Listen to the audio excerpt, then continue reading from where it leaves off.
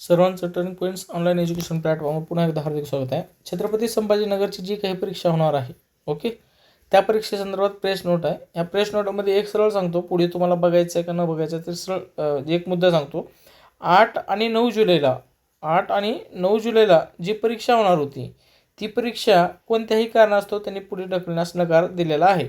त्यासाठी त्यांनी सर्व ठिकाणी विचारपूस करून 8 आणि 9 जुलैची सगळं म्हणजे पाऊस, अतिवृष्टी किंवा इतर काही कारणं असतील, त्या सगळ्याचा विचार करून छत्रपती संभाजीनगरची जी काही 31 केंद्रावर परीक्षा होणार होती, 18 शहरामधील 31 परीक्षा केंद्रावर परीक्षा आयोजित करण्यात आली होती, ती पुढे ढकलण्यात आलेली नाही.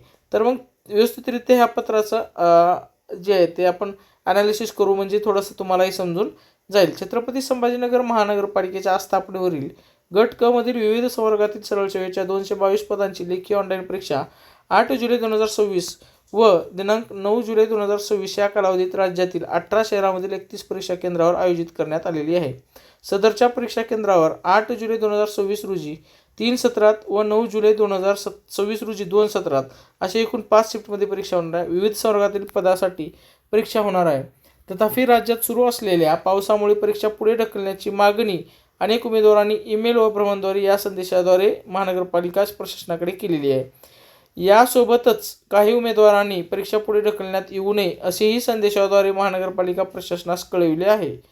तसेच प्रसारमाध्यमाद्वारे परीक्षेबाबत संभ्रम करणाऱ्या बातम्या प्रसिद्ध होत असल्याने याबाबतची संदिग्धता दूर करण्याची मागणी उमेदवारांनी केलेली आहे. त्या अनुषंगाने मुंबई, पुणे, नाशिक येथील आपत्ती व्यवस्थापन कक्ष तसेच स्थानिक प्रशासन आणि IBPS या संस्थेशी संपर्क साधून तेथील परिस्थितीची तसेच वाहतूक व्यवस्थेची माहिती घेतली.